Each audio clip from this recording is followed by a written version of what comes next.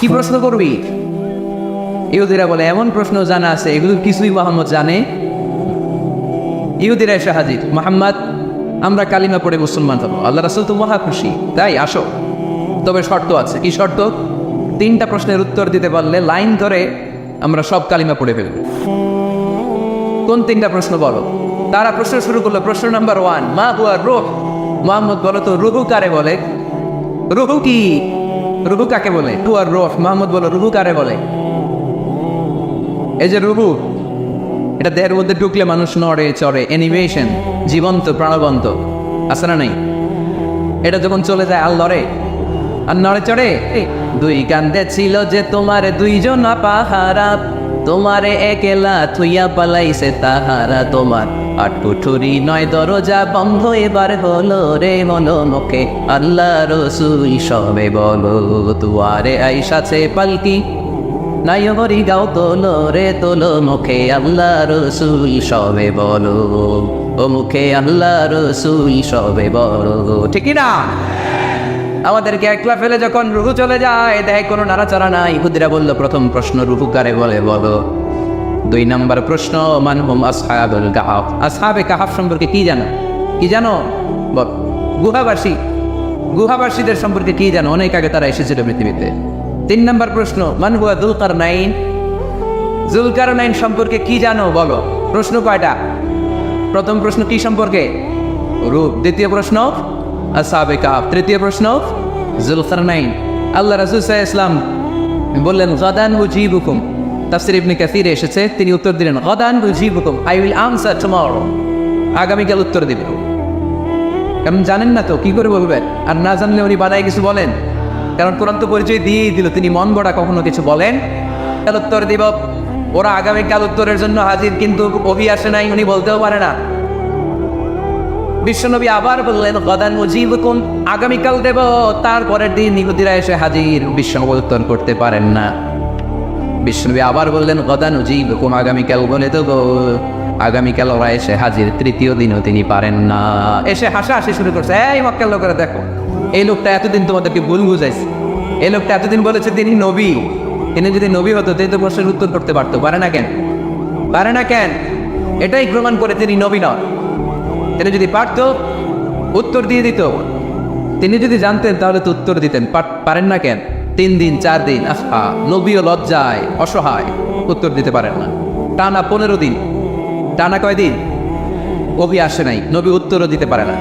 আল্লাহ রাসূল সাল্লাল্লাহু আলাইহি ওয়াসাল্লামের জন্য এত বিব্রতকর পরিস্থিতি আর কখনো ছিল না।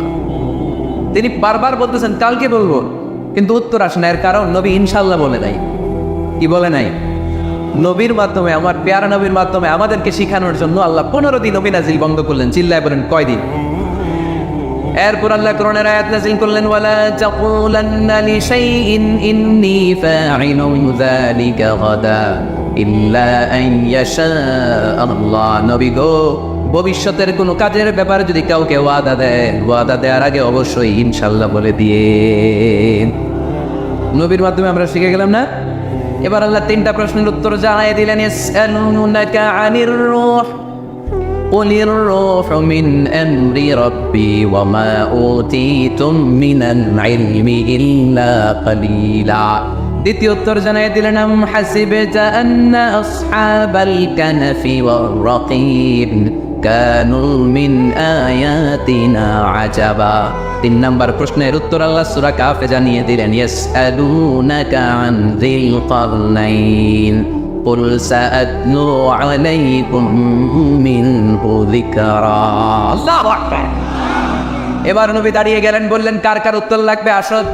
রূহু হলো আল্লাহর আদেশ, আল্লাহর আদেশে ঢুকে আর আল্লাহর আদেশে বের হয়।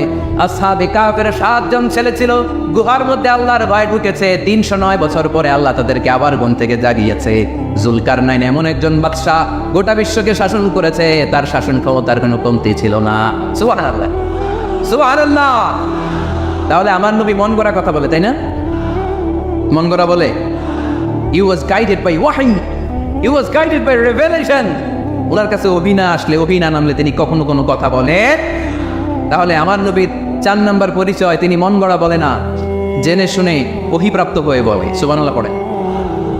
এরপর কোরআন আমাদেরকে জানালো নবীর 5 নম্বর পরিচয় আমার নবী হচ্ছেন দিলদরিয়া, রহমতের নবী, দয়ার নবী, মায়ার নবী, ভালোবাসার নবী। আমার নবীর ভালোবাসার কমতি নাই। তিনি হলেন রাহমাতাল লিল আলামিন।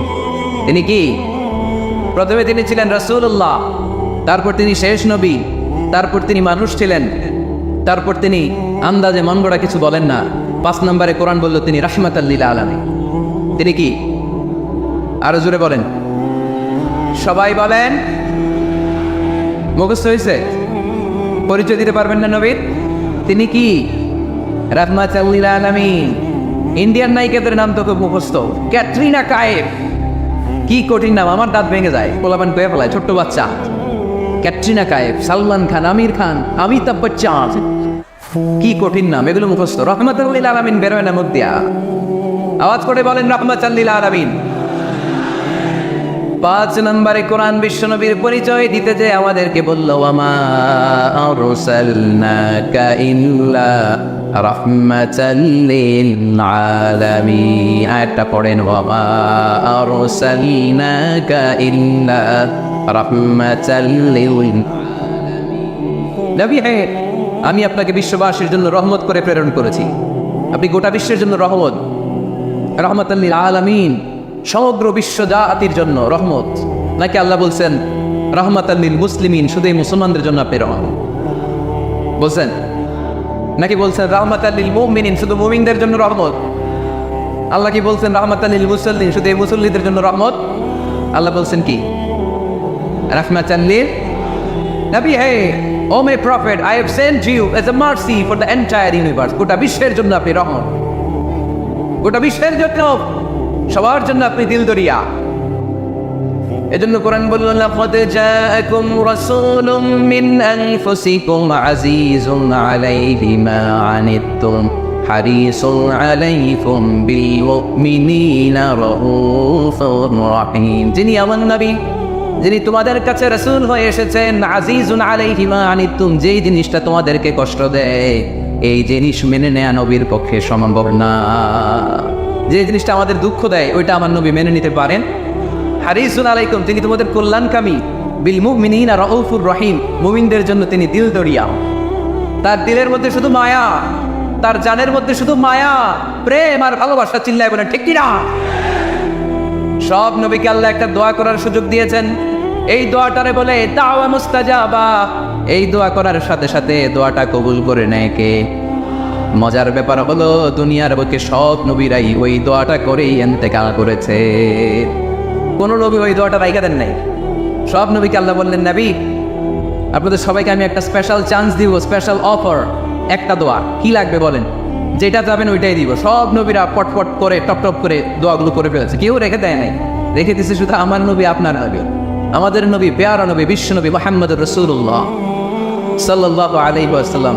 তিনি ইরশাদ করেন, লিকুল্লি নবিয়্যিন দাওয়া মুস্তাজাবা দাউ বিহা। সব নবীর বিশেষ দোয়া দুনিয়াতেই করা শেষ। ওয়া ইন্নী আফতাবিউ দাওয়াতি শাফাআতান লিউম্মতি ইয়াওমাল কিয়াম। শুধু আমি আমার স্পেশাল দোয়াটা আমার গুনাহগার উম্মতকে সুপারিশ করার জন্য কিয়ামতের মাঠে রেখে দিয়েছি।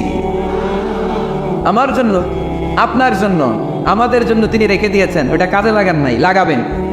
আলহামদুলিল্লাহ কইতে মন চায় না? রাহমাতাল লিল আলামিন, বুক ভরা ভালোবাসা, দয়া আর দয়া, কোমল হৃদয়ের অধিকারী, কর্কশ না, কাউরে গালি দেন না, কটু কথা বলেন না, মেজাজ দেখান না, ছিটকির দিয়ে কথা বলেন না। এজন্য আল্লাহ বললেন, ফাবিমা রাহমাতিম মিনাল্লাহি লিনতা লাহুম ওয়ালাউ কুনতা ফাদদান গালিযাল কলবি লানফাদ্দু মিন হাওলিক। নবী হে, আল্লাহর রহমতে আপনি কোমল হৃদয়ের অধিকারী হয়েছেন। আপনি যদি কর্কশ ভাষী হতেন, মেজাজওয়ালা লোক হতেন, এখন যেমনি কোনো জায়গায় গেলে আপনার পিছনে পিছনে লোকজন ঘুরে বেড়ায়, সবাই চলে আসে, আপনি মেজাজ দেখালে আপনার কাছেও কেউ কোনোদিন ঘেষত না। রাসূল সাল্লাল্লাহু আলাইহি ওয়াসাল্লাম যেদিকে যেতেন চারদিক দিয়ে লোক ভিড় করত। আমার নবী যেখানে, ওনারা দেখার জন্য লোক ভিড় করত। আমার নবীর নুরানি চেহারাটাকে একটা নজর দেখার জন্য মানুষ পাগল হয়ে ছুটে আসছে। ফাবিমা রাহমাতিন মিনাল্লাহি লিনতা লাহুম, কোমল হৃদয়ের অধিকারী। উনার ভাষা যখন বেরোয় যেন মুখ দিয়ে মুক্তা ধরে। উনি যখন তাকায় চোখ দিয়ে যেন নূর বের হয়। উনার চেহারার নূরের ছলকানি কাফেরদের হৃদয়টারে মুহূর্তের মধ্যে ঠান্ডা করে দেয়। ওনার কণ্ঠের সুমধুর তেলাওয়াত কাফেরদের হৃদয়টারে উজালা করে দেয়। ফাবিমা রাহমাতিন মিনাল্লাহি লিনতা লাহুম। নবী আমার রহমতে আপনি অনেক কোমল হৃদয়ের অধিকারী। আমার নবী এত দিলদরিয়া, কাফেররাও যাতে কালেমার পথে চলে আসে কাফেরদের পিছনে পিছনে ঘুরতেন। আমরা ভাত খাইতে না চাইলে, ছোট বাচ্চারা রাতে না খেয়ে ঘুমায়, সারা রাত না খাইলে ক্ষতি হবে না? গ্যাস্ট্রিক হয়ে যাবে না? দেখবেন মা পিছনে পিছনে ছোটে, বাবা আয়, বাবা একটু খা, খায় না, ছেলে ঘুমায় যায়, মাটা পাগল পড়া হয়ে ছোটে। আমার নবী ও মক্কায় একটা কাফের জন্য জাহান্নামের আগুনে না পড়ে ওদের জন্য পাগল হয়ে পিছনে পিছনে ছুটতেন, পিছনে পিছনে যেতেন। আল্লাহ বললেন, নবী ফাদা আল্লাকা বাফিউন নাফসাকা আলা আসারিহিম ইল্লাম ইউমিনু বিহাদাল হাদিসি আসাফা। নবী হে, আপনি ওদের ভালোর জন্য ওদের পিছনে ছুটতে ছুটতে পড়ে যান, ওদের পিছনে ছুটতে ছুটতে আপনি তো আপনার জানটারে শেষ করে দিবেন। আপনি তো নিজেরা শেষ করে দিচ্ছেন ওদের পিছনে ছুটতে ছুটতে। নবী গো, আপনি ওদের পিছনে ছুটতে ছুটতে নিজের জানটারে শেষ করে দিয়ে রহমতের নবী। সবার জন্য হৃদয়ে ভালোবাসা আছে না নাই? আমরা মসজিদ নিয়ে ভাগাভাগি করি না? হানাফি মসজিদ আহলে হাদিসের বাইরে আইলে কিন খাইবেন? আহলে হাদিস জামে মসজিদ হানাফিরা ঢুকলে কোথায় বাইর করে দেন? আছে না নাই? কে বলছে আপনারা হানাফি মসজিদ বানাইতে? কে বলছে আপনারা আহলে হাদিস মসজিদ বানাতে? গোটা দুনিয়া যত মসজিদ আছে মসজিদগুলো কার? মসজিদে কাউরে বাধা দেওয়া যাবে না, খবরদার। সবাই এক, সবার জন্য বিশ্বনবীর হৃদয় দিলদরিয়া। আমরা হানাফি মসজিদে আহলে হাদিসদেরকে ঢুকতে দেই না, আহলে হাদিস মসজিদে হানাফিদেরকে ঢুকতে দেয় না, আমিন আসতে বললে ঢুকতে দেয় না, জোরে বললে ঢুকতে দেয় না। বিশ্বনবী মসজিদে নববীতে খ্রিস্টানদেরকে নিয়ে বসে বসে কথা বলেছেন। ইহুদির লাশ দেখে আমার নবী দাঁড়িয়ে গিয়েছেন। আমরা মুসলমান একসাথে বসতে পারি না। রাহমাতাল লিল আলামিন। আমার নবীর 5 নম্বর পরিচয় কি? ওই ঘরের ভাই আওয়াজ করে বলেন, 5 নম্বর পরিচয় কি? গোটা বিশ্বের জন্য রহমত। কষ্ট হচ্ছে? শেষ করে দেই। অনেক শুনলেন তো। এক ক্লাস কি এত লম্বা হয় নাকি? হ্যাঁ, ঘন্টা পরে যাবে এখন। আর শুনবেন? পরিচয় কয়টা গেল? আর কয়টা শুনবেন? আরো 5টা। আমার নবীর 6 নম্বর পরিচয়, আমার নবীর চরিত্র ফুলের চাইতেও, আমরা বলি আমার নেতার চরিত্র ফুলের চাইতেও পবিত্র, কাগজের ফুল। আছে না নাই? এই কথাগুলো আসলে আমাদের ক্ষেত্রে যায় না, যায় আমার নবীর ক্ষেত্রে। আমার নবীর চরিত্র ফুলের চাইতেও পবিত্র চরিত্রের অধিকারী। এটাকে বলা হয় খুলুকে আদিম। এটাকে কি বলে? সবাই বলেন, আরো জোরে বলেন। নবীর ফলোয়ার, নবীর সুন্দর সুন্দর নামগুলো নিতে চায় না, আওয়াজ করে বলেন খুলুকে আদিম। আরবিতে খুলুক মানে চরিত্র, খুলুক মানে এটার বহু বচন আখলাক। আখলাক তো বুঝেন, বলি না লোকটার আখলাক খুব ভালো, স্বভাব চরিত্র ভালো। তো আমার নবীর স্বভাবকে এত অনুপম, এত সুন্দর করে আল্লাহ কোরআনে তুলে ধরেছেন। আল্লাহ এটার নাম দিয়েছেন খুলুকে আদিম। কিনা? খুলুক 3 ধরনের। কয় ধরনের? খুলুকে হাসান, খুলুকে কারিম, খুলুকে আজিম। আই রিপিট, খুলুকে হাসান, খুলুকে কারিম, খুলুকে আদিম। আবার বলি, খুলুকে হাসান, খুলুকে কারিম, খুলুকে আদিম। খুলুকে হাসান মানে সমান সমান, উনিও ধমক দিছে আমিও ধমক দিছি, এটা খুলুকে হাসান। আমি তো খারাপ কিছু করি নাই, আমি অতিরিক্ত জুলুম করছি নাকি ওনার উপরে? উনিও ধমক আমিও ধমক, সমান সমান, এটা খুলুকে হাসান। নবীর এটা ছিল না। আরেকটা হচ্ছে খুলুকে কারিম, উনি ধমক দিছে আমি ধমক দেই নাই, আমি সহ্য করে নিয়েছি, এটা খুলুকে কারিম। এটা খুলুকে কারিম। নবীর এটাও ছিল না, নবীর ছিল এটা খুলুকে আজিম। উনি ধমক দিছে আমিও ধমক দিছি, না এটা করেন নাই। উনি ধমক দিছে আমি সহ্য করে নিলাম, কিছু বলি নাই, এটাও করেন নাই। উনি ধমক দিছে আমি ওনার জন্য দোয়া করলাম আর ওনারে বুকে টেনে নিলাম, আমি ওনারে ভালোবাসতে শুরু করলাম, ওনারে কাছে টেনে নিলাম, ওনারে বুকে জড়িয়ে ধরলাম। সুবহানাল্লাহ পড়তে পারলেন না? এটারে কি বলে? আমার নবীরটা মনে হয় খুলুকে হাসান ছিল, খুলুকে কারিম ছিল। আমার নবীর চরিত্র কি ছিল? এজন্য আল্লাহ বললেন ওয়া ইন্নাকা লাআলা খুলুকিন আযীম। নবী হে, একটা অনুপম সুন্দর চরিত্র দিয়ে আমি আপনারে তৈরি করেছি। সুবহানাল্লাহ পড়েন। অনুপম চরিত্র, খুলুকে আজিম। খুলুকের ব্যাখ্যা শেষ, এবার ব্যাখ্যা হবে আজিমের। আজিম মানে সুমহান। বুইগরের ভাইয়ের আজিম মানে, আওয়াজ করে বলো, আজিম মানে নবীর চরিত্র সুমহান চরিত্র। আজিম শব্দটা আল্লাহ কোরআনে যেন তেন জায়গায় ব্যবহার করে না, যেটা তাৎপর্য সিগনিফিকেন্স অনেক বড়, অনেক বিশাল, অনেক সুমহান, তখন আল্লাহ ব্যবহার করে আদি। তখন কি ব্যবহার করে? কিয়ামতের দিন আল্লাহ যে একটা ভূমিকম্প পৃথিবীটারে ধরে যাওয়ার একটা ছাকুনি দিবেন, পাহাড়গুলো ভেঙে খান খান হবে, স্যাটেলাইটগুলো ভেঙে টুকরা টুকরা হবে, ওই ভূমিকম্পটা মনে হয় সাধারণ ভূমিকম্প। এই ভূমিকম্পের মতো ভূমিকম্প পৃথিবীবাসী কোনোদিন দেখে নাই। এজন্য ওই ভূমিকম্পের বর্ণনা দিতে যে আল্লাহ কোরআনে বললেন, ইন্না জালজালাতাস সাআতি লাশাইউন আযীম। নিশ্চয়ই কিয়ামতের দিনের ভূমিকম্প এটা সাধারণ ভূমিকম্প নয়, এটা সুবিশাল ভয়ঙ্করতম ভূমিকম্প, ঠিক না? এই কিতাবটা তো দুনিয়ার অন্যান্য সাধারণ কিতাবের মতো একটা কিতাব, তাই না? অসাধারণ, এটার তুলনা হয় না। এটার মর্যাদা কত বলে বোঝানো যাবে না। তাই এই কিতাবটার কথা বলতে যে আল্লাহ কোরআনে বললেন এটাও আজিম কিতাব। ওয়ালাকাদ আতাইনাকা সাবআম মিনাল মাসানি ওয়াল কুরআনাল আযীম। নবী হে, আপনারা আমি নিত্য পাঠনীয় সপ্তবাক্য দিয়েছি, সাথে সাথে কোরআনে আজিম দিয়েছি। এটা সাধারণ কোরআন না, এটা কোরআনে আজিম। তাহলে ভূমিকম্প এটা বড় ভূমিকম্প, তাই এটা ভূমিকম্প আজিম। এটা সমসুমহান কোরআন, তাই এটা আজিম। আমার আল্লাহর সত্তা, এটা কি সাধারণ না সুবিশাল? এজন্য আল্লাহ নিজের পরিচয় দিতে যেও ব্যবহার করেছেন আযীম। কি ব্যবহার করেছেন? আয়াতুল কুরসি মুখস্থ আছে না সবার? আছে আছে। সবশেষে আল্লাহ বললেন ওয়ালা ইয়াউদুহু হিফযুহুমা ওয়া হুয়াল আলিয়্যুল, সবাই বলেন ওয়া হুয়াল আলিয়্যুল। তাহলে আল্লাহ নিজের পরিচয় দিতে যেও বলেছেন আযীম।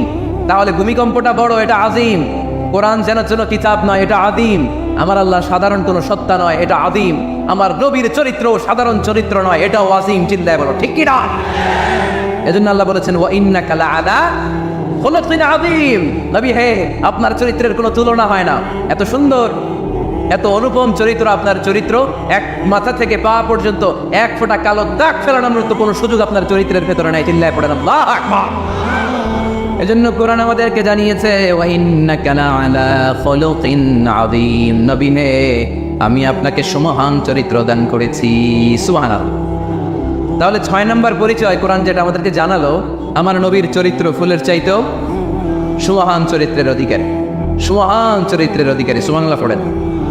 7 নম্বরে কোরআন বলে আমার নবী হলো আলোর মশাল। আমার নবী কি? আরো জোরে বলেন। আলোর মশাল দেখছেন আপনারা? কে কে দেখছেন? বাকিরা দেখেন নাই? বাকিরা কি দেখছে? হারিকেন, একজনকে হারিকেন। মোমবাতি দেখছেন কে কে? দেখি। ও, এটা মোমবাতি জেনারেশন। হ্যাঁ, মোমবাতি দেখেছেন আপনারা, ঠিক আছে। আল্লাহ রাসূল সাল্লাল্লাহু আলাইহি ওয়াসাল্লামকে আল্লাহ আলোর মশালের সাথে তুলনা করেছেন। আল্লাহ নবীকে কোরআনে বলা হয়েছে তিনি আলোকবর্তিকা। হিদরাতুন মানে বিড়াল, আর হুরায়রা মানে ছোট্ট বিড়াল। তো উনি বিড়াল পালতেন, বিড়াল নিয়ে দুষ্টামি করতেন। আমাদের অনেকে শখ আছে, ঘরে আমরা বিড়াল পালি। তো উনি একবার ঢোলা জামা, জুব্বার আস্তিনের মধ্যে বিড়াল নিয়ে রাসূল সাল্লাল্লাহু আলাইহি ওয়াসাল্লামের কাছে আসলেন। আল্লাহ রাসূল দেখলেন যে আবু হুরায়রা বিড়াল নিয়ে দুষ্টামি করতেন। আল্লাহ রাসূল সাল্লাল্লাহু আলাইহি ওয়াসাল্লাম রসিকতা করে মজা করে ডাক দিলেন, ইয়া আবা হুরায়রা, এই বিড়ালের বাবা। আসলে নাম কি ছিল? আব্দুর রহমান। টাকা দরকার ছিল ইয়া আব্দুর রহমান। এটা না রেখে রাসূল সাল্লাল্লাহু আলাইহি ওয়াসাল্লাম মজা করে বললেন ইয়া আবা হুরায়রা, এই বিড়ালের বাবা। রাসূল সাল্লাল্লাহু আলাইহি ওয়াসাল্লাম কিন্তু এরকম মজা প্রায়ই করতেন। প্রায় সাহাবাদের মধ্যে তিনি মজা করতেন, রসিকতা করতেন। তবে এটা হালাল রসিকতা ছিল, হালাল এন্টারটেইনমেন্ট। রাসূল সাল্লাল্লাহু আলাইহি ওয়াসাল্লাম একটু রসিকতা করে বললেন ইয়া আবা হুরায়রা, হে বিড়ালের বাবা। তখন থেকে আবু হুরায়রা রাদিয়াল্লাহু তাআলা আনহুকে সবাই আব্দুর রহমান না বলে বিড়ালের বাবা বলে ডাকতে শুরু করলো। সুবহানাল্লাহ। এবং উনি নিজেও এটা নিজের জন্য পছন্দ করলেন, বিড়ালের বাবা। তো ওনার নাম হচ্ছে বেসিক্যালি আব্দুর রহমান। যেহেতু বিড়াল নিয়ে দুষ্টামি করতেন এবং রাসূল সাল্লাল্লাহু আলাইহি ওয়াসাল্লাম একবার যখন হে বিড়ালের বাবা বলে ডাক দিলেন, তারপর থেকে উনি কি হয়ে গেলেন? আবু হুরায়রা। উনি এই হাদিসটি বর্ণনা করেছেন, উনি নিজে শুনেছেন রাসূল সাল্লাল্লাহু আলাইহি ওয়াসাল্লামের কাছ থেকে এই হাদিসটি। উনি সর্বাধিক হাদিস বর্ণনাকারী সাহাবী, উনার চেয়ে বেশি হাদিস কোনো সাহাবী বর্ণনা করেননি। 5374টি হাদিস বর্ণনা করেছেন। মসজিদে নববীর পাশে একটা বারান্দা আছে, এটাকে বলে সুফা। এই বারান্দায় যে সাহাবারা থেকে থেকে পড়াশোনা করতো ওনাদেরকে বলা হতো আহলে সুফা। আবু হুরায়রা রাদিয়াল্লাহু তাআলা আনহু এই আহলে সুফার সদস্য ছিলেন। উনি বলতেন যে আমাদের অনেক সাহাবারা ব্যবসা করতো, কেউ এটা করতো সেটা করতো, আমি কিছুই করতাম। আমার শুধু খাওয়ার ব্যবস্থাটা হইলেই আমি রাসূল সাল্লাল্লাহু আলাইহি ওয়াসাল্লামের সাথে থাকতাম, সারাদিন থাকতাম। আর উনি যাই বলতো আমি এটা মানুষের কাছে বর্ণনা করে পৌঁছে দিতাম। সুবহানাল্লাহ। এই জন্যই উনি এত হাদিস বর্ণনা করেছেন। শুরুতে উনি এত হাদিস বর্ণনা করতে পারতেন না। উনি একবার বললেন ইয়া রাসূলুল্লাহ সাল্লাল্লাহু আলাইহি ওয়াসাল্লাম, আসমা'ু মিনকা হাদিসান কাসীরান, আমি তো আপনার কাছ থেকে অনেক হাদিস শুনি, ফালা আহফাজ, কিন্তু এগুলো আমার মনে থাকে না, কি করবো? আল্লাহ রাসূল সাল্লাল্লাহু আলাইহি ওয়াসাল্লাম বললেন উবসুত রিদাক, তুমি তোমার চাদরটা বিছিয়ে দাও। আবু হুরায়রা রাদিয়াল্লাহু তাআলা চাদর বিছিয়ে দিলেন। রাসূল সাল্লাল্লাহু আলাইহি ওয়াসাল্লাম ওই চাদরের মধ্যে এরকম হাত বুলিয়ে দিলেন, বললেন এবার এটা গায়ে দাও। এটা গায়ে দেওয়ার পর থেকে উনি বললেন, এরপর থেকে জীবনে যত হাদিস শুনেছি আল্লাহ রাসূল সাল্লাল্লাহু আলাইহি ওয়াসাল্লামের মুখ থেকে একটাও বলি নাই, একটাও বলি নাই। রাসূল সাল্লাল্লাহু আলাইহি ওয়াসাল্লামের দোয়ার বরকত, রাসূল সাল্লাল্লাহু আলাইহি ওয়াসাল্লামের দোয়ার বরকতটা এরকম ছিল, উনি যদি কোনো লোনা পানির কুয়ার মধ্যে অজু করে কুলির পানি ফেলতেন, ওটা মুহূর্তের মধ্যে মিঠা পানির কুয়া হয়ে যেত। গাছের মধ্যে ফল ধরে না, রাসূল সাল্লাল্লাহু আলাইহি ওয়াসাল্লাম টাচ করলে এর পরের বছর ফল হতে হতে একেবারে সয়লাভ। আনাস রাদিয়াল্লাহু তাআলা আনহুর জন্য একবার দোয়া করে দিয়েছিলেন, আল্লাহ তাকে সন্তান বেশি দাও, তাকে সম্পদ বেশি দাও। তো সন্তানের দোয়া এত কাজে লাগছে, ওনার মিলে 82 জন সন্তান ছিল, 80 জন ছেলে 2 জন মেয়ে। আর উনি বলতেন যে আমার এমন খেজুরের বাগান ছিল, মদিনার সবার খেজুরের বাগান বছরে খেজুর দিত একবার, আমার খেজুরের বাগানে বছরে খেজুর হতো 2 বার। রাসূল সাল্লাল্লাহু আলাইহি ওয়াসাল্লাম দোয়ার বরকত।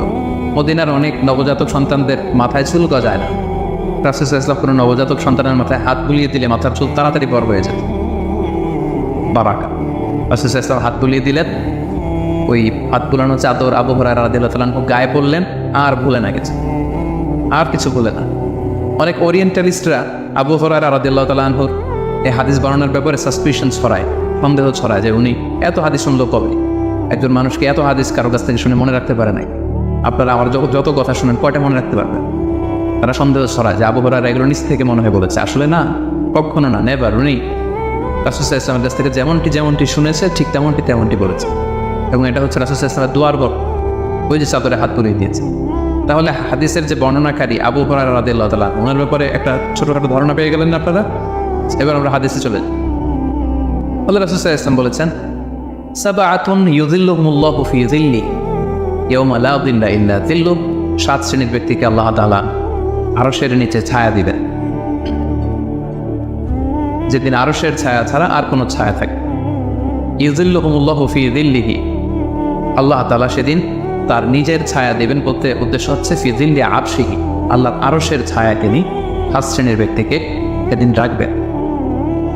আল্লাহর আরশের ব্যাপারে আপনারা শুনেছেন না যে আর রহমান আলাল আরশি ইস্তাওয়া, আল্লাহ তাআলা আরশের উপর পজিশন নিয়েছে। আল্লাহ তাআলার পজিশন কোথায়? আরশের উপর। আরশ হচ্ছে মহাবিশ্বের সব কিছুর উপরে এটার অবস্থা। আমরা খালি চোখে উপরে কি দেখি? আকাশ। আসলে আমরা আকাশ দেখি না, এটা দেখি মহাশূন্য, স্পেস। প্রথম আকাশ যে কত বড় তার কোনো হিসাব নেই। এই যে পৃথিবী থেকে সূর্য 13 লক্ষ গুণ বড়, পুরো পৃথিবীটাই তো আমাদের দেখার সুযোগ হয়নি। এই পৃথিবীর চেয়ে নাকি এবার সূর্য কয় গুণ বড়? কেন ইমাজিন দ্যাট, 13 লক্ষ গুণ বড়। সূর্যের চেয়ে এরকম কোটি কোটি গুণ বড় তারা আছে। এরকম বিলিয়ন বিলিয়ন তারা নিয়ে আমাদের গ্যালাক্সির নাম হচ্ছে মিল্কি ওয়ে। এটার পরে আরেকটা গ্যালাক্সি সবচেয়ে কাছের অ্যান্ড্রোমেডা, ওটা আরও বড়। ওইখানে বিলিয়ন বিলিয়ন ট্রিলিয়ন গ্যালাক্সি, এরকম প্রত্যেকটা গ্যালাক্সি ঘুরছে, প্রত্যেকটা তারা তাওয়াফ করছে মহাশূন্যে। এরকম হাজার কোটি তারা নিয়ে আমাদের প্রথম আকাশের মহাশূন্য। প্রথম আকাশ কিন্তু অনেক উপরে। এই যে নাসার বিজ্ঞানীরা, অমুক বিজ্ঞানীরা রকেট দিয়ে এখানে যায় ওখানে যায়, এরা প্রথম আকাশের 1 কোটি ভাগের 1 ভাগও এখন অর্জন করতে পারে।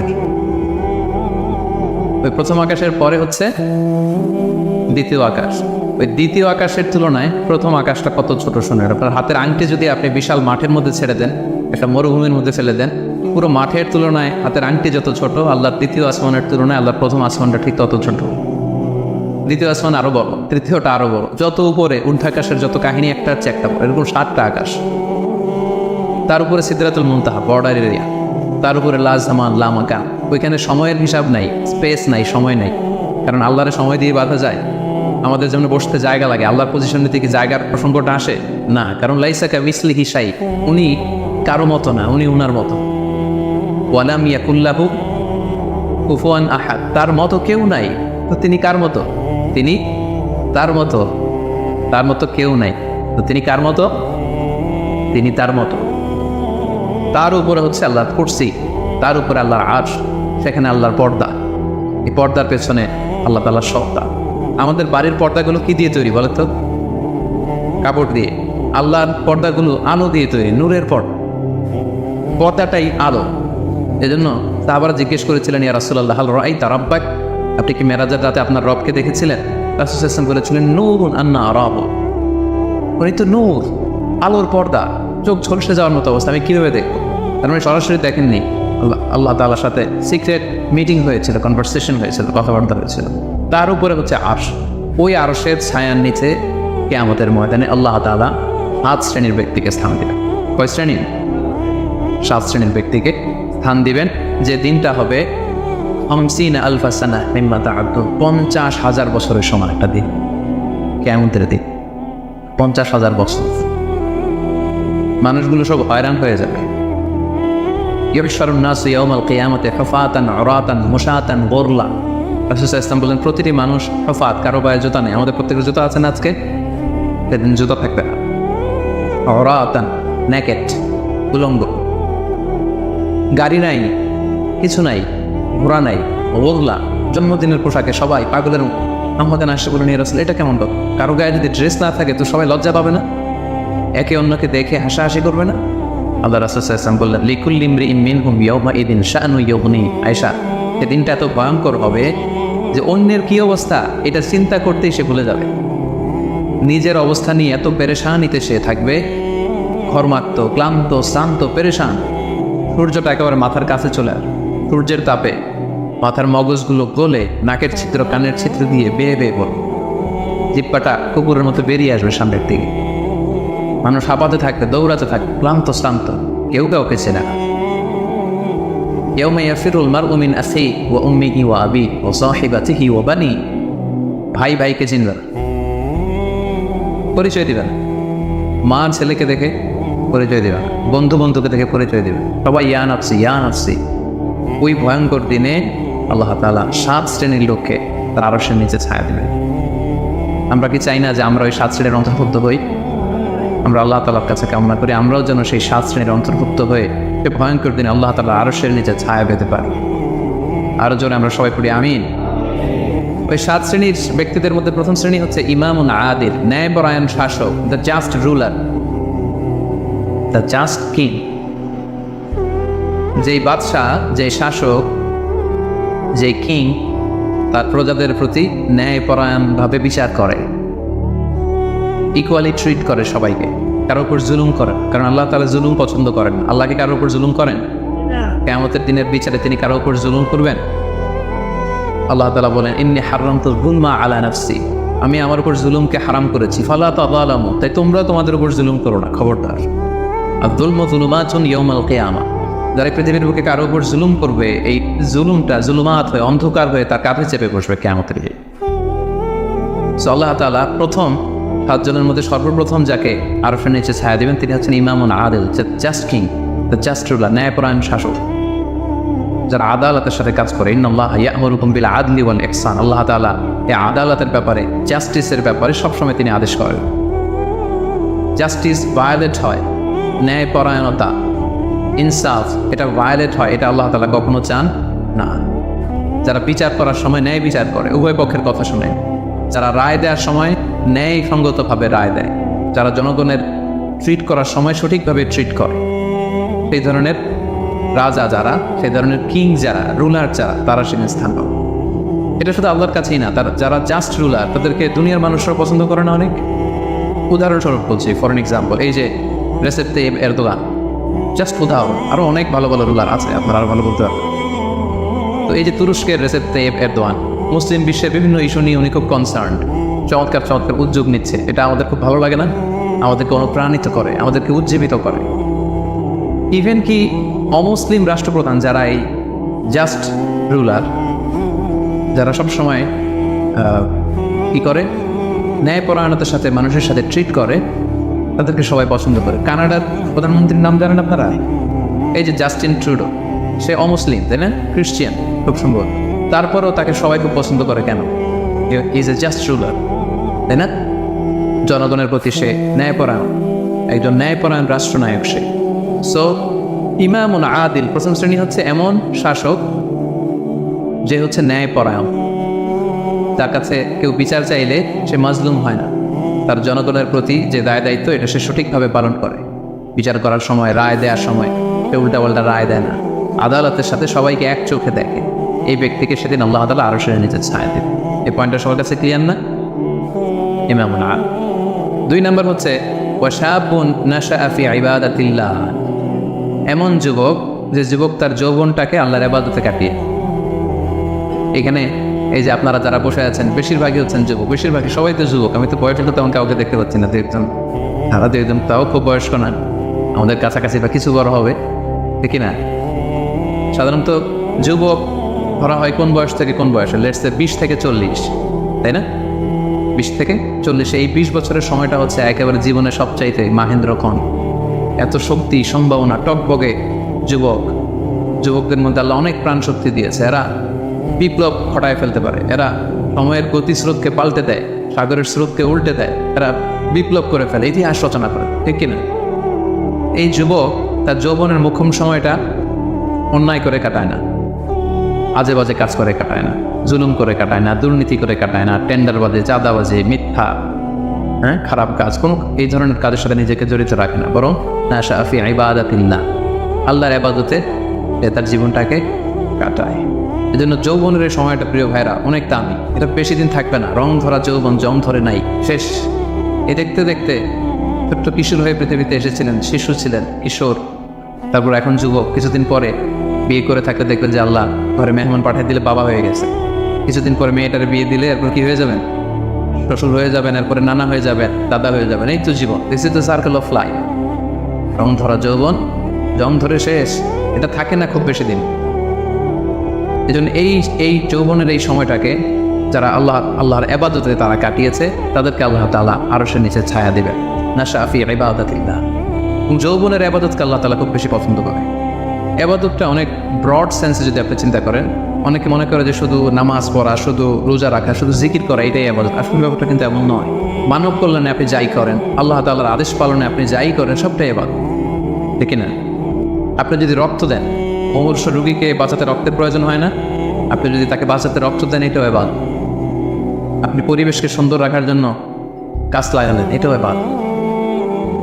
আপনি একজন মানুষ বিপদে পড়েছে, এটা জন্য হোয়াট টু ডু, আপনি তাকে কনসালটেশন করলেন, কিছু সুন্দর পরামর্শ দিলেন, গাইড করলেন যে এইটা ভুল, এইভাবে করো, এই যে আপনি টাইম ব্যয় করলেন, কনসালটেশন দিলেন, এটা ইবাদত। অনেকে মনে করে যে শুধু তাসবিহ, জিকির, কোরআন তেলাওয়াত এগুলোই মনে হয় ইবাদত। না, যে পথেই আল্লাহর সন্তুষ্টি, যে কাজ করলে আল্লাহ তাআলা সন্তুষ্ট হন, এই সবগুলো কাজই কিন্তু ইবাদত। তাই যৌবনের এই মোক্ষম সময়টাতে আল্লাহ তাআলার ইবাদত করে আমাদেরকে কাটাতে হবে। আমা খালাকতুল জিন্না ওয়াল ইনসা ইল্লা লিয়াবুদুন। আমি মানব জাতির জিন জাতিকে কেবলই সৃষ্টি করেছি আমার ইবাদতের জন্য। এই জন্য এই বয়সে, আপনাদের এই বয়সের অফিসে খুব ব্যস্ততা, এখানে খুব ব্যস্ততা, এরপরেও যে একটু কষ্ট করে নামাজটা পড়েন, এরপরেও যে জামাতে আসেন, এরপরেও আপনি সুন্নাহ মোতাবেক চলতে যাচ্ছেন, দাঁড়িয়ে রাখছেন, এটা অনেক বড় পান। এটা আল্লাহ তাআলার কাছে অনেক বেশি প্রিয়। বৃদ্ধ বয়সের ইবাদতের চেয়ে যৌবনের ইবাদত আল্লাহর কাছে অনেক বেশি প্রিয়। এর কারণ হচ্ছে বৃদ্ধ বয়সে ইবাদত ছাড়া করবেটা কি? ইবাদত ছাড়া তো সময়ই কাটাবে, কারণ ঘরের কথা শোনার কেউ নাই, কেউ সময় দেয় না, রাতে ঘুম আসে না, 3টার দিকে ঘুম ভেঙে যায়। বাংলাদেশের কথা যদি বলি, দেখবেন যে মুরব্বীরা 3টা-4টার পরে নাকি ওনাদের ঘুমিয়ে আসেন। অজু করে ইমাম সাহেবের 1 ঘন্টা আগে আসে মসজিদে ফজর পড়তে। ইমাম সাহেব দেরি করলো কেন, মুয়াজ্জিন দেরি করলো কেন, ওনারা এটা বলে, কারণ যে ঘুম আসে না, কি করবে? তখন তার ইবাদত করা ছাড়া সময়ই কাটে না। ওই ইবাদত আল্লাহর কাছে ততটা প্রিয় নয় যতটা প্রিয় হচ্ছে একজন যুবকের ইবাদত, ঠিক না? আপনি যৌবন কালে যদি আল্লাহ তাআলা দাসত্ব করতে পারেন, ইবাদত করতে পারেন, তার বার্ধক্য উপনীত হওয়ার পরে ইবাদত করতে না পারলেও আল্লাহ তাআলা ইবাদত দিয়ে আপনার আমলনামা পূর্ণ করে দেবে। ফজর সময় উঠতে পারতেছেন না, কোমরে ব্যথা, ডায়াবেটিস ইত্যাদি ইত্যাদি, আল্লাহ বলবে যুবক অবস্থা কি করেছিল ওটা দেখ, ওই সময় যা করছে ওটা লিখে দাও। এই জন্য আল্লাহ রাসূল সাল্লাল্লাহু আলাইহি ওয়াসাল্লাম বলেছেন যে এই যৌবনটারে কাজে লাগাও। আল্লাহ রাসূল সাল্লাল্লাহু আলাইহি ওয়াসাল্লাম বলেছেন 5টা বিষয় আসার আগে 5টা জিনিসকে কাজে লাগাও। তার মধ্যে একটা হচ্ছে শাবাবাকা ক্বাবলা হারামিক, বার্ধক্য আসার আগে যৌবনকে কাজে লাগাও। সিহহাতাকা ক্বাবলা মারাদিক, অসুস্থতা আসার আগে সুস্থতাকে কাজে লাগাও। গিনাকা ক্বাবলা ফাকরিক, গরিব হয়ে যাওয়ার আগে তোমার ধনাঢ্যতাকে কাজে লাগাও। ফারাগাকা ক্বাবলা শুগলি, ব্যস্ত হয়ে যাওয়ার আগে অবসরটারে কাজে লাগাও। হায়াতাকা ক্বাবলা মাউতিক, মৃত্যু আসার আগে জীবনটারে কাজে লাগাও। এই জন্য যৌবনটাকে যেন আমরা কাজে লাগাই প্রিয় ভাই। এবং কিয়ামতের ময়দানে 5টা প্রশ্ন করা হবে। এই 5টা প্রশ্নের উত্তর না দিয়ে কোনো বনি আদম পাই নাড়াতে পারবে, পা নাড়াতে পারবে না। এর মধ্যে প্রথম প্রশ্ন আন হায়াতিহি ফিমা আফনা, তার জীবনটা সে কোন কাজে লাগিয়েছে। ও আন শাবাবিহি ফিমা আবলা, জীবনের মধ্যে যে যৌবন ছিল ওই সময় কি করছে? সে কি ইসলামের বিরুদ্ধে তার কাজ করেছে? হারাম কাজগুলোতে সময় ব্যয় করেছে? আরাম ব্যবসা করেছে, আরামের সাথে সম্পৃক্ত ছিল, ইসলাম বিরোধী গোষ্ঠীর সাথে সম্পৃক্ত ছিল। আপনাকে জিজ্ঞেস করা হবে যে যৌবনের সময়টা আপনি কি কাজে লাগিয়ে, নাকি ইসলামের পক্ষে ছিল, যা করেছে ইসলামের পক্ষে কাজে লেগেছে? সম্পদ কোথেকে উপার্জন করেছে, কোথায় ব্যয় করেছে, যতটুকু জেনেছে ততটুকু মেনেছে কিনা? এই 5টা প্রশ্নের উত্তর দেওয়ার আগে বনি আদম কিয়ামতের ময়দানে পাই নাড়াতে পারে। এই জন্য 3য় শ্রেণী হচ্ছে ওয়াশাবুন নাশাআ ফি ইবাদাতিল্লাহ, এমন যুবক যে তার যৌবনকে আল্লাহর ইবাদতে কাজে লাগিয়েছে। এই জন্য যৌবনটাকে যেন আমরা কাজে লাগাই। মনে থাকবে সবার, সবাই কিন্তু আপনারা যুবক, এই সময়টা পাবো না, আমরা মিস করবো কিছুদিন পরে। এই যে কুচকুচে কালো দাড়ি, আপনার কি মনে হয় আজীবনই কালোই থাকবে? তাহলে আমাদের দাদারগুলো সাদা করলোকে, নানারগুলো সাদা করলোকে? ওই বয়সে যাওয়ার পরে এই কুচকুচে দাড়ি, কালো চুল, এগুলো কি হয়ে যাবে? সাদা হয়ে যাবে। এটাই জীবন। সো সময়টাকে যেন আমরা কাজে লাগাই, আমরা যেন অন টাইমে জামাতের সাথে সালাদগুলো যেন আদায় করি, কোনো হারাম কাজের সাথে যেন আমরা সম্পৃক্ত না হই। খুব হিসেব করে করে আমাদের এই যৌবনের চমৎকার সময়টা যেন আমরা কাজে লাগাই। মনে থাকবে তো ইনশাআল্লাহ। 3 নাম্বার হচ্ছে ওয়ারাজুলুন কলবুহু মুআল্লাকুন বিল মাসাজিদ, এমন ব্যক্তি যার হৃদয়টা সবসময় মসজিদের সাথে ঝুলে থাকে, মসজিদের সাথে সবসময় লেগে থাকে, মসজিদের সাথে সম্পৃক্ত। মসজিদ ছাড়া আর কিছু ভালো লাগে না। এরকম কিছু টাইপ লোক আছে না? মসজিদ থেকে নামাজ পড়ে চলে আসছে বাসায়, কিন্তু মন পড়ে আছে কই? আমাদের অনেকের যায় মসজিদে কিন্তু মন থাকে কই? বাড়িতে। উল্টা হয়ে যায়, আর উল্টা যেন না হয়। মনকে দেখবেন যে জোহরের নামাজ পড়ে বাসায় আসছে, বাট মনটা পড়ে আছে মসজিদে। এই 3 নম্বর ব্যক্তি হচ্ছে রাজুলুন কলবুহু মুআল্লাকুন বিল মাসাজিদ। 3 নম্বর ওই ব্যক্তিকে আল্লাহ আরশের নিচে জায়গা দিবে যার হৃদয়টা মসজিদের সাথে লেগে থাকে। আর মসজিদ খুব ভালো লাগে। জোহর পরে বাসায় আসে কিন্তু মনটা পড়ে থাকে মসজিদে, ভাবে যে আসরটা পড়তে কখন যাব। আবার আসরের সময় যে যখন বের হয় মনে মনে ভাবে মাগরিবের সময় আমি কই থাকবো, আশেপাশে সূরাও থাকবে কিনা, মসজিদের জায়গা থাকবে কিনা, নামাজটা জামাতে হবে কিনা, একটা টেনশন, একটা পেরেশানি। সবসময় মসজিদের দিকে মনটা লেগে থাকে সব সময়। এই ধরনের লোকে আল্লাহ তাআলা সেদিন তার আরশের নিচে ছায়া দেবেন। একটা হাদিস আল্লাহ রাসূল সাল্লাল্লাহু আলাইহি ওয়াসাল্লাম বলেছেন যে মান গাদা ইলাল মসজিদি আও রাহা আতাল্লাহু লাহু নুজুলান ফিল জান্নাতি কুল্লামা গাদা আও রাহা। সকাল সন্ধ্যা যে ব্যক্তি সবসময় মসজিদে যায়, যতবার সে মসজিদে যাবে ততবার আল্লাহ তাআলা জান্নাতের মধ্যে তার জন্য স্পেশাল একটা অ্যাপার্টমেন্ট তৈরি করবেন, স্পেশাল একটা বানকুয়েট হল তৈরি করবেন। যে এরকম বানকুয়েট হল যেখানে তার হসপিটালিটি, তাকে আপ্যায়নের জন্য ফেরেশতারা বলি থাকে। আল্লাহু আকবার। এজন্য মসজিদের সাথে যেন আমরা আমাদের সম্পর্কটাকে গড়ে তুলি। যদি এই কোভিডের কারণে মসজিদে যাওয়ার সুযোগ খুব একটা আমাদের হচ্ছে না। আমি জানি না আপনাদের এলাকাগুলোতে কী অবস্থা, যেতে পারেন না। আমি নিজেও অনেক দিন মসজিদে নামাজ পড়তে পারছি না। মাঝে মাঝে আমাদের ইউনিভার্সিটিতে যেতাম জুমার সালাতে, এখন সেটাও যাওয়া যায়, সুযোগ নাই। একটা সময় ছিল অনেকে যায় না, এখন মসজিদের দরজাগুলো বন্ধ। আমার মোহতারাম মরহুম নানা শ্বশুর গোলাম সরোয়ার সাইরি নাবে ইন্তেকাল করেছেন, আপনারা জানেন। উনি চমৎকার একটা আলোচনা করেছিলেন। উনি বলছিলেন যে হে যুবক, তুমি কি এখনো মসজিদে যাবে না? তুমি কি দেখছো না গোটা বিশ্বের মসজিদগুলোতে তালা চলছে? কখন তোমার হুঁশ ফিরবে? আর কবে তুমি নামাজি হবে? এখন তো তুমি চাইলেও যেতে পারবে না, এখন তো চাইলেও যেতে পারছি না, ঠিক কিনা? একটা সময় যাই নাই, অনেকেই যায় নাই। এখন মন চাচ্ছে মসজিদে যে নামাজ পড়বো, তারপরও যাওয়ার সুযোগ নাই। এই যে মালয়েশিয়াতে প্রায় 1 বছর ধরে আমরা মসজিদে রেগুলারলি যেতে পারছি না। কিছুদিন অবস্থা ভালো হলে খুলে দেয়, তারপরে আবার লকডাউন, আবার MCO, মুভমেন্ট কন্ট্রোল অ্যাক্ট। চাইলেও কিন্তু আমরা যেতে পারবো না। এবং এই পরিস্থিতি থেকে আসলে উত্তরণ হবে কিনা আমাদের কোনো গ্যারান্টি আছে? নতুন আরেকটা করোনা ভাইরাসের ধরন পাওয়া গিয়েছে ইউকেতে, লকডাউন, সব ইন্টারন্যাশনাল ফ্লাইট ক্যান্সেল। ওইটা নাকি এই কোভিডের 10 গুণ বেশি শক্তিশালী। এটা যদি চারদিক থেকে হামলা করে, অ্যাটাক করে, আমরা যাবো কোথায়? একটা সময় মসজিদে আমরা যাই নাই, এখন চাইলেও যেতে পারছি না। যেন সম্মানিত ভাইয়েরা, আমরা আল্লাহ তাআলার কাছে দোয়া করি যে আমাদের এই কঠিন পরিস্থিতি থেকে আল্লাহ তাআলা আমাদেরকে উত্তরণ দিক, মসজিদগুলোকে আল্লাহ তাআলা খুলে দেওয়ার ব্যবস্থা করে দিক, আমরা যেন আবার আগের মতো মসজিদে যে আল্লাহ তাআলাকে সেজদা দিতে পারি। সো রাজুলুন কলবুহু মুআল্লাকুন বিল মাসাজিদ। 3 নম্বর হচ্ছে এমন ব্যক্তি যার অন্তরটা সবসময় মসজিদের সাথে লেগে থাকে। দেখবেন অনেক লোক আছে মসজিদে গেলে ভালো ফিল করে, he feels good, he feels very comfortable. মসজিদে গেলে কেমন যেন একটা আরাম লাগে, শান্তি লাগে, প্রশান্তি অনুভব হয়, হয় না আপনাদের? মসজিদে গেলে অনেকের ঘুমও চলে আসে শান্তির সাথে। মসজিদে জুমার খুতবা দেওয়ার সময় ঘুম আসে না অনেকের, কারণ ওই সব গুনার বোঝা তো মসজিদের বাইরে ফেরেশতারা রেখে দিয়েছে। এবার হালকা হয়ে, পাতলা হয়ে, প্রশান্ত চিত্তে মসজিদে ঢুকলে প্রশান্তির ঘুম চলে আসে। এই জন্য আমাদের কামনা, ইচ্ছা, বাসনা, আকাঙ্ক্ষা এমন যেন হয় যে আমরা যেন সবসময় মসজিদ কেন্দ্রিক থাকতে পারি। কাজী নজরুল খুব চমৎকার করে লিখেছেন, মসজিদেরই পাশে আমার, যাতে ঘুরে বসে মুয়াজ্জিনের আজান শুনতে পাই। শুনেছেন না আপনারা? মসজিদেরই পাশে আমায় কবর দিও ভাই, যেন করে হতেও মুয়াজ্জিনের আজান শুনতে পাই। আমার ঘরের পাশে দিয়ে ভাই নামাজিরা যাবে, পবিত্র সেই পায়ের ধ্বনি এ বান্দা শুনতে পাবে। গোরাজাব হতে গুনাহগার পাইবে রেহাই।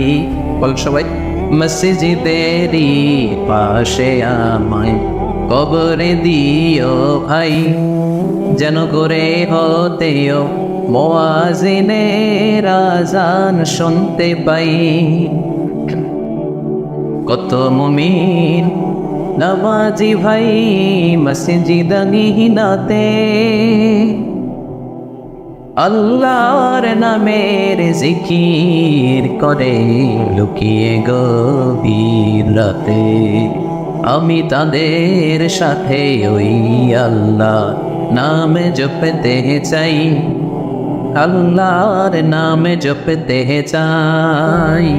মসজিদেরই পাশে আমায় কবরে দিও ভাই, যেন করে হতেও মুয়াজ্জিনের আজান শুনতে পাই। পড়েন আমিন। অসাধারণ চেতনা, হোয়াট এ স্পিরিট। ঢাকা বিশ্ববিদ্যালয়ের পাশে, সমুদ্র কেন্দ্রীয় লাইব্রেরির পাশে নজরুলের কবরটা আজও আছে। আমি জিয়ারত করেছি একবার, যে মসজিদ, কেন্দ্রীয় মসজিদ ঢাকা বিশ্ববিদ্যালয়, তার পাশেই নজরুলের কবর। আজান হচ্ছে, লোকেরা দোয়া করছে, কবর জিয়ারত করছে। কি চেতনা ছিল, হৃদয় থেকে দোয়াটা করেছেন, আল্লাহ কবুল করেছেন, আলহামদুলিল্লাহ। তো রজুলুন কলবুহু মুআল্লাকুন বিল মাসাজিদ। 3 নম্বর ব্যক্তি হচ্ছে যার হৃদয়টা সবসময় মসজিদের সাথে ঝুলে থাকে, সালাতের সাথে ঝুলে থাকে, সিজদার সাথে ঝুলে থাকে। মসজিদের সাথে সম্পর্ক আমরা বাড়াবো তো এখন থেকে? রাজি আছেন সবাই? আচ্ছা, চতুর্থ শ্রেণী হচ্ছে রজুলানি তাহাব্বা ফিল্লাহ ইজতামা আলাইহি ওয়া তাফাররাকা আলাইহি। এমন 2 ব্যক্তি যারা একে অপরকে আল্লাহর জন্য ভালোবাসে, যারা একে অপরকে আল্লাহর জন্য ভালোবাসে। আল্লাহর জন্য ভালোবাসা, তারা যাই করে আল্লাহর জন্য করে। আমরা একে অপরের সাথে দেখা হলে বলি না, ভাই উহিব্বুকা ফিল্লাহ, আপনাকে আমি আল্লাহর জন্য ভালোবাসি, বলি না? এই যে আল্লাহর জন্য ভালোবাসা, একে অপরকে আল্লাহর জন্য যদি কেউ ভালোবাসে, এই 2 জন লোককে আল্লাহ তাআলা সেদিন আরো সেদিন নিচে ছায়া দেবে। হাদিসে কুদসিতে আল্লাহ তাআলা সেদিন বলবেন, আইনাল মুতাহাব্বুনা বিজালালি, আমার জন্য একে অপরকে ভালোবাসছি তারা কোথায়? কোথায় তোমরা যারা আমার জন্য একে অপরকে ভালোবেসেছো, কোথায় তোমরা আসো? আজকে উযিল্লুকুম ফি যিল্লি ইয়াওমা লা যিল্লা ইল্লা যিল্লি, আজকে আমার আরশের নিচে আমি তোদের ছায়া দিয়ে রাখবো। আজকে আমার দেয়া ছায়া ছাড়া আর কোনো ছায়া নাই। তাই আমরা একে অপরকে যারা আল্লাহর জন্য ভালোবাসবো, তাদেরকে আল্লাহ তাআলা সেদিন আরশের নিচে ছায়া দেবে। সুবহানাল্লাহ পড়ে। আল্লাহর জন্য ভালোবাসা কি? যাকে দেখলে আল্লাহর কথা স্মরণ হয়, তার কথা শুনলে আল্লাহর কথা স্মরণ হয়, তার সাথে বসলে আখিরাতের কথা স্মরণ হয়। এমন বন্ধু আরেকজন আছে, এর সাথে বসলেই শুধু হিন্দি সিনেমার গান, এর সাথে বসলেই শুধু হারাম আলাপ, এর সাথে বসলেই অপ্রয়োজনীয় কথাবার্তা, অন্যের গীবত, চগলখড়ি, ব্যাকবাইটিং, এগুলো। এটা আল্লাহর জন্য তার সাথে সম্পর্ক নয়। তার সাথে সম্পর্কটা আমার আল্লাহর জন্য, আল্লাহ তাআলার কারণে আমি তাকে ভালোবাসি, কারণ সে আল্লাহর বান্দা, সে আল্লাহর প্রিয় বান্দা, সে আল্লাহর আদেশগুলো মেনে চলে। তাহলে একে অপরের ভালোবাসা হবে কার জন্য? ইজতামা আলাইহি, এই ভালোবাসা নিয়েই তারা পৃথিবীতে একত্রিত হয়। ওয়া তাফাররাকা আলাইহি, এবং আল্লাহর উপর ভালোবাসা অবশিষ্ট রেখেই তারা পৃথিবীতে এক হয়। এই ধরনের লোককে আল্লাহ তাআলা সেদিন আরশের নিচে ছায়া দেবেন। যেন আমাদের সব কাজগুলো যেন প্রিয় ভাই একমাত্র আল্লাহর খুশির জন্য, দুনিয়ার লোভের জন্য, দুনিয়ার স্বার্থের জন্য কোনো কাজ করা যাবে না। আপনি যদি দুনিয়ার স্বার্থের জন্য কোনো কাজ না করে শুধু আল্লাহর খুশির জন্য করেন, দুনিয়ার স্বার্থ এমনি উদ্ধার হয়ে যাবে, আই গ্যারান্টি। আপনি কয়েকদিন প্র্যাকটিস করে দেখেন যে যেটাই করব আমার আল্লাহ এই কাজে সন্তুষ্ট কিনা, এটা আপনি দেখে করেন, দেখবেন দুনিয়ার সব কিছু আপনার হাতের মুঠোয় চলে আসবে। ওটা দুনিয়াটা আপনার হাতের মুঠোয় আসবে যদি আল্লাহকে আপনি এখানে স্থান দেন। আর দুনিয়াটারে এখানে স্থান দিলে গোটা দুনিয়া আপনাকে অপমান করে ছাড়বে, ঠিক কিনা? এই জন্য আমাদের ভালোবাসা যেন হয় শুধু কার জন্য? আল্লাহ রাসূল সাল্লাল্লাহু আলাইহি ওয়াসাল্লামকে আল্লাহ তাআলা আদেশ করেছে, হে নবী আপনি বলে দেন, কুল ইন্না সলাতি ওয়া নুসুকি ওয়া মাহইয়ায়া ওয়া মামাতি লিল্লাহি রাব্বিল আলামিন। হে নবী, আপনি বলে দিন আমার সালাত, আমার যাকাত, আমার রোজা, আমার হজ সবকিছু একজনের জন্য, তিনি কে? তাই আমাদের একে অপরের ভালোবাসাটা কার জন্যে? আমি আপনাদেরকে আল্লাহর জন্য ভালোবাসি, এই যে আপনারাও আমাকে আল্লাহর জন্য ভালোবাসেন। তাহলে আমরা কিন্তু ওই 7 শ্রেণীর ক্যাটাগরির মধ্যে পড়ে গেছি। আলহামদুলিল্লাহ বলবেন না? তাহলে একে অপরকে কার জন্য ভালোবাসবেন? দুনিয়ার স্বার্থে? নেভার। একজনের খুশির জন্য, তিনি কে? একে অপরকে যখন ইমানি ভাইকে, দিনী ভাইকে যখন কেউ আল্লাহ তাআলার জন্য ভালোবাসে, এই ব্যক্তিদেরকেও আল্লাহ তাআলা সেদিন তার আরশের নিচে ছায়া দেবেন। তাহলে কয়টা গেল 7টার মধ্যে থেকে? কয়টা মনে আছে তো? আর কয়েক মিনিট বলি না? আচ্ছা, 5 নাম্বার হচ্ছে অরজুলুন দাআত ইমরাআতুন যাতু মানসিবিন ওয়া জামাল। এমন লোক, দাআত ইমরাআতুন যাতু মানসিবিন ওয়া জামাল, এমন ব্যক্তি যাকে কোনো সম্ভ্রান্ত, ডিগনিফাইড অ্যান্ড প্রেস্টিজিয়াস ফ্যামিলির খুব দেখতে সুন্দর, গর্জিয়াস, বিউটিফুল কোনো লেডি তাকে পাপ কাজের জন্য আহ্বান করবে, বিবাহ বহির্ভূত সম্পর্কের জন্য, দৈহিক সম্পর্কের জন্য আহ্বান করবে, এবং সে চাইলেই এই অশ্লীল কাজে, এই ব্যভিচারে, এই পাপ কাজে জড়িত হয়ে যেতে পারত, কিন্তু সে সেটা করেনি, সুযোগ পেয়েও এই কাজ করেনি, বরং সে সাহসিকতার সাথে বলেছে ইন্নী আখাফুল্লাহ, আমার পক্ষে এই প্রপোজাল, এই প্রস্তাব মেনে নেওয়া সম্ভব নয়, কারণ আমি একজনকে ভয় করি। তিনি কে? যাদের হৃদয়ে আল্লাহর ভয় আছে তাদের দ্বারা এই পাপ কাজ করা সম্ভব না। ইন্নী আখাফুল্লাহ, আমি আল্লাহ তাআলাকে ভয় করি। জুলাইখা যখন ইউসুফ আলাইহিস সালামের প্রেমে মত্ত হয়ে, পাগল হয়ে নিজেকে প্রেজেন্ট করেছিল যে ইউসুফ, আমি তোমার প্রেমে পাগল, পৃথিবীর কেউ টের পাবে না, 7টা তালা মেরেছে দরজায়, রাজপ্রাসাদের সিক্রেট রুম, আসো আমরা একে অপরের সাথে এই কাজে লিপ্ত হই। ইউসুফ আলাইহিস সালাম বলেছিলেন একই কথা, মাআযাল্লাহ, মাআযাল্লাহ, আমি আল্লাহর কাছে এই পাপ কাজ থেকে পানাহ চাই, আমার পক্ষে সম্ভব না, কারণ পৃথিবীর কেউ দেখে না, কিন্তু দেখে কে? আপনি দরজা বন্ধ করে, লাইট বন্ধ করে, সুইচ বন্ধ করে দিয়ে, পর্দা লাগাই দিয়ে আপনি পাপ করছেন, কেউ দেখে নাই পৃথিবীর, পুলিশ দেখে নাই, সিসি ক্যামেরা অফ করা, কেউ দেখে নাই, কিন্তু একজন দেখে, তিনি কে? সবার চোখকে ফাঁকি দেওয়া যায়, কিন্তু আল্লাহর চোখ ফাঁকি দেওয়া যাবে? এজন্য প্রিয় ভাইয়েরা, একজন মুমিন বান্দার জীবনে তার চরিত্রটা সবচাইতে দামি। এই যে এখানে আপনারা সবাই যুবক, এটা আমাদের ওয়াজ, আমাদের জন্য রেলেভেন্ট। এজন্য ইংরেজিতে বলা হয় when money is loss something is lost, যখন টাকা নষ্ট হয়, টাকা হারায়, এটা সামথিং, হাতের ময়লা আবার আসবে। When health is lost something is lost, যখন স্বাস্থ্য নষ্ট হয়, এটা কিছু একটা জিনিস নষ্ট হয়, কিন্তু when character is lost everything is lost, যখন চরিত্র শেষ, ওর কিচ্ছু নেই, ওর সব শেষ, ঠিক কিনা? এই জন্য প্রিয় ভাইয়েরা, আমাদের চরিত্রটাকে হেফাজত করতে হবে। এটা হচ্ছে খুবই রেলেভেন্ট ওয়াজ আমাদের জন্য।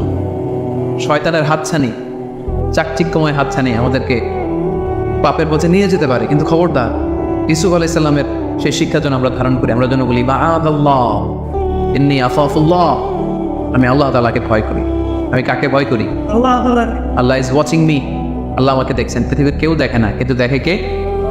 আল্লাহ তাআলা, তিনি দেখেন।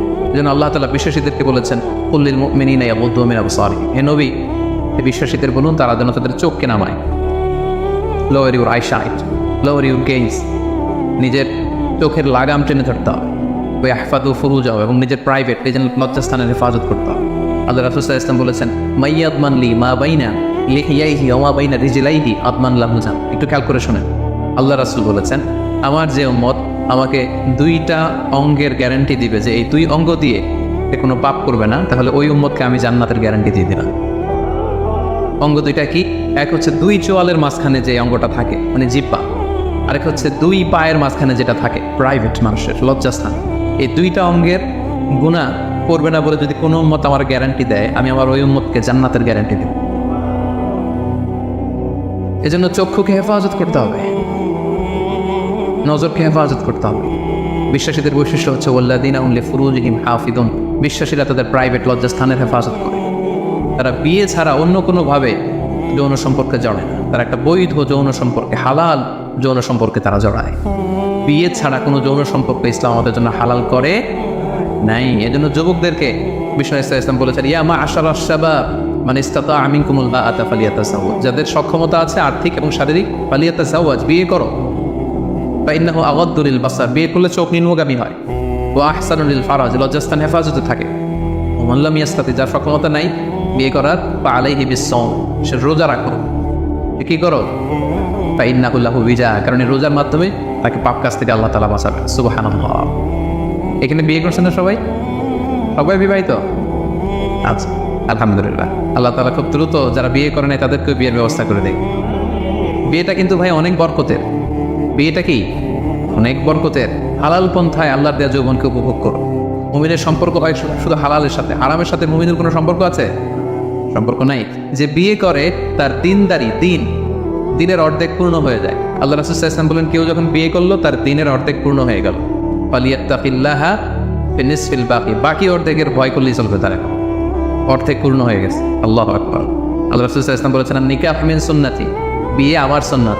ফামান রাগিবা আন সুন্নতি ফালাইসা মিন্নি, যে আমার সুন্নতকে ঘৃণা করে ও আমার উম্মত হতে পারে না। যারা বিয়ে করতে চায়, বিয়ে করে নিজের পাপ থেকে নিজেকে বাঁচাতে চায়, তাদেরকে সাহায্য করা আল্লাহ নিজের জন্য ওয়াজিব করে ফেলেছেন। 3 শ্রেণী আল্লাহ বলে, 3 ধরনের ব্যক্তিকে সাহায্য করা আমি আল্লাহর উপর ওয়াজিব। কয় শ্রেণীর? এর মধ্যে 1 শ্রেণীর হচ্ছে যে বিয়ে করতে চায়, আর না কি আল্লাযী ইউরিদুল আফাফ, পুত পবিত্র থাকতে, যে চরিত্র বাঁচাতে যে বিয়ে করতে চায়, টাকা নাই, সমস্যা এটা সেটা, কিন্তু খুব চাচ্ছে বিয়ে করতে। আল্লাহ বলে ওই যুবককে হেল্প করা আমি আল্লাহর জন্য ওয়াজিব হয়ে গিয়েছে। অনেকে বিয়ে করে না এই জন্য যে আগে ধনী হয়ে নেই, টাকা পয়সা কিছু হোক এরপরে বিয়ে করবো, কিন্তু ইসলামের সিস্টেম হচ্ছে আগে বিয়ে করো, এরপরে আমি আল্লাহ তোমার ধনী বানাই দেবো। ধনী বানায় দেয় কে? তো আপনি আল্লাহর সিস্টেমে চলবেন না আপনার সিস্টেমে? ধনী হওয়ার সিস্টেমই তো হচ্ছে আগে বিয়ে করতে হবে। সব সফল লোকেরা, ধনী লোকেরা দেখবেন যে আগে বিয়ে করে ফেলছে। এজন্য আমরা যেন বিয়ে করে হালাল পন্থায় আল্লাহর দেয় যৌবনকে উপভোগ করি। আরামের সাথে যেন আমরা কখনো কোনোভাবে আপোষ না করি, সম্পর্ক না করি। তাই 5ম নাম্বার ব্যক্তি হচ্ছে যাকে কোনো রূপসী সুন্দরী পাপ কাজের অফার দেয়, সে কি অফারে ওই কাজে সাড়া দেয়? সেটাকে প্রত্যাখ্যান করে বলে, ইন্নী আখাফুল্লাহ, আমি কাকে ভয় করি? আর 5 নম্বর ব্যক্তি হচ্ছে যারা নিজেকে পুত পবিত্র রাখে, যারা নিজেকে পাপ কাজ থেকে বাঁচিয়ে রাখে। কয়টা গেল? শুনতেছেন সবাই? 6 নম্বর হচ্ছে রাজুলুন তাসাদ্দাকা বিসাদাকাতিন ফাআখফাহা, এমন ব্যক্তি যে গোপনে দান করে। কিভাবে দান করে? কতটা গোপনে দান করে? হাত্তা লা তা'লামু শিমালু মা তুনফিকু ইয়ামিনু, এত গোপনে দান করে যে তার ডান হাত কি দান করেছে বাম হাত সেটা টের পায় না। সুবহানাল্লাহ। এই হাত দিলে কি এই হাত সাথে থাকবে না? তারপরও আল্লাহ রাসূল সাল্লাল্লাহু আলাইহি ওয়াসাল্লাম হাদিসের ভাষ্যটা, বাক্য চয়নটা এমনভাবে করেছেন যে এত গোপনে দেয় যে এই হাত কি করে এই হাতই জানে না, এই হাত কি করে এই হাতই জানে না, গোপনে দান করে। প্রকাশ্যে দান করা জায়েজ, দেখিয়ে দান করা জায়েজ আছে, কিন্তু শ্রেষ্ঠ দান, ভালো দান হচ্ছে গোপনে দান। কারণ দেখিয়ে দান করলে এটা আল্লাহর কাছে কবুল হতেও পারে, নাও হতে পারে। আপনার মনের মধ্যে রিয়া, লোক দেখানো ভাব থাকতে পারে, তাই না? আমাদের দেশে অনেক প্রোগ্রামে, মসজিদে, মাহফিলে বলে যে অমুক ভাই চেয়ারম্যান সাহেব, অমুক এমপি, অমুক দানবীর, উনি 1 লক্ষ টাকা, বলেন মারহাবা। তো সবাই বলে মারহাবা, আর ওনারও একটা ইচ্ছা যে আমার একটু বলুক সবাই মারহাবা, দানবীর বলুক, আমি যে শিল্পপতি, বিজনেস ম্যাগনেট, একটু নাম টান হোক আমার। এই যে নাম হোক, একটু নাম ফুটানোর মানসিকতা নিয়ে যে 1 লক্ষ টাকা দান করলো, 1টি টাকা আল্লাহর কাছে কবুল হয়। কারণ লোক দেখানো মানসিকতা নিয়ে করলে এটা আল্লাহ কবুল করে না। কারণ ওইখানে সে 2 জনের সন্তুষ্টি চাচ্ছে, লোকেও ভালো বলুক, আল্লাহও ভালো বলুক। নো, আল্লাহ এটা নেবেন, শেপ করে ফেলছেন। শেপ মানে আল্লাহর সাথে যদি কাউরে আবার সাথে চান, আপনি অন্য কাউকে চাইতে পারবেন না, দেখাতে হবে একজনকে, তিনি কে। এটাকে বলা হয় শিরকুল আসগার, ছোট শির, লৌকিকতা, লোক দেখানো মানসিকতা, এটা ছোট শির, বড় শির না, এটা ছোট শির। সো এই লৌকিকতার মানসিকতা আমাদেরকে বন্ধ করতে হবে। অনেক দানশীল ব্যক্তিকে আমাদের দিন জাহান্নামে যাবে। আল্লাহ বলবে যাও, go to the hell fire, জাহান্নামে যাও। বলবে আল্লাহ আমি তো কোটি কোটি টাকা দিয়েছি, ইয়াতিমখানা করলাম, মসজিদ করলাম, এটা করলাম, চ্যারিটি ফাউন্ডেশন করলাম, এত দান সাদকা করার পরে আমি জাহান্নামে যাব? আল্লাহ বলবেন সেটা তুমি করেছো, মানুষ তোমাকে হাতেনতাই বলবে, দানবীর বলবে, তোমাকে বিজনেস ম্যাগনেট বলবে, নাম ফোটানোর জন্য বলছো। তো নাম তো দুনিয়াতে হয়েছে, যেটা চাইছিলে ওটা তো পাইছো, আমার কাছে কি? আমার কাছে তোমার জন্য কিছু নাই, যাও জাহান্নামে যাও। ওই রকম দানশীল যেন আমরা না হয়, আল্লাহ আমাদেরকে হেফাজত করো।